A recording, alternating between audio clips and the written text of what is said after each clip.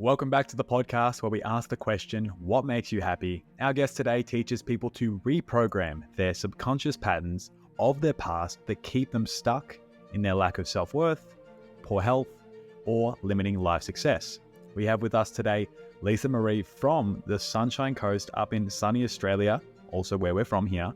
Lisa, it is a pleasure to have you. Thank you so much. I'm so excited to be here, Jake.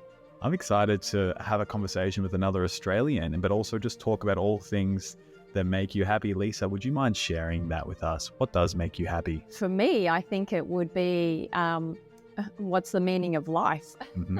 Yes. Because I was in pursuit of happiness for, I would say, at least the first 40 years of my life. I grew up in a very violent, both physical and psychological environment. I experienced extreme poor health because I lived in a constant state of fear. I was always trying to, I guess, be successful to get significance and feel important in life. I've had multiple traumas and faced bankruptcy and all sorts of, I guess you can call it suffering.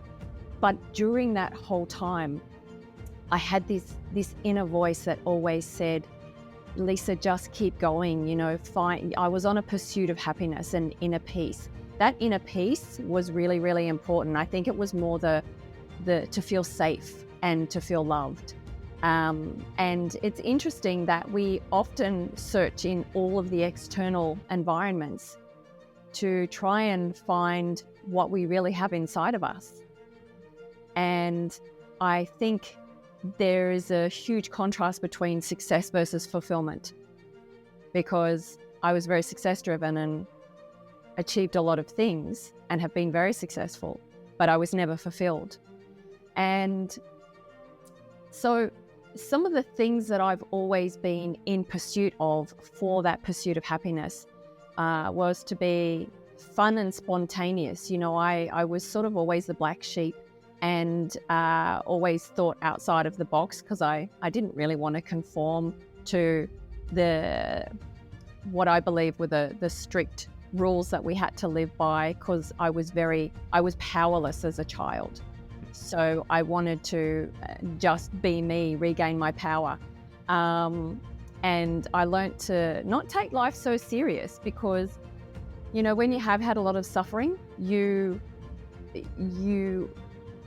what I did personally was just be a student of the world and realize that my problems were small compared to other problems that people had suffered in the world. So I'm very much connected to nature. Nature always made me feel quiet inside. I was always searching for ways to turn my brain off, to stop that chatter going on. And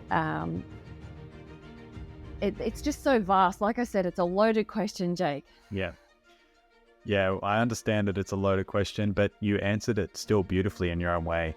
Nature, being in different cultures and traveling, like that's your answer. That, answer it however you can. Like we said before this podcast, 6 weeks ago, you probably would have answered it differently. 6 weeks from now, it's going to be different again. I know every time I speak to another guest on the show, my perception of happiness changes slightly every single time. So, don't be afraid to get it right. Like we're talking to listeners now, you're never going to have the perfect answer, and your version of happiness will always change. So Don't feel the pressure to have it all figured out all at once. That's absolutely true. And I'm a student every day of personal growth. Thinking about different things and challenging yourself is how that answer will change over time. How you will discover more about yourself, how you will learn more about yourself and who you are as a person, is by you challenging yourself to expand your horizons, or the way you view the world, or the way you view yourself. 100% indeed. And I am a firm believer, because I've been blessed to be personally mentored by Mr. Jim Rohn, who was Tony Robbins' teacher, had 20 years of Tony Robbins' teachings. And one of the most common things he says, that it's to life happens for you, not to you. So in every challenge and adversity, look for the lesson, look for the gift, look for the why has this happened, because you were meant to learn something from that, so you can then sort of tick that off the unhappy bucket list to move over into the happy bucket list. Yeah. And so I guess that would be our question for our listeners this week. What is something that you think has happened to you recently that you could probably look at differently and see how you can challenge your perspective there? Lisa, it's been an absolute pleasure to discuss all things that make you happy, and your beautiful piece of advice there on how guests can maybe improve their happiness just that little bit for next week or the week after or 6 weeks from now. So thank you so much, Lisa. We really appreciate your time. Thanks for listening to the podcast. We hope it gives you something to think about on your quest to discover what makes you happy. Make sure to check out whatmakesyyouhappypodcast.com to connect with today's guest and follow us on all our social media platforms, and to stay up to date at what's happening next at What Makes You Happy. Don't forget to share this episode with a friend, and we'll see you next time.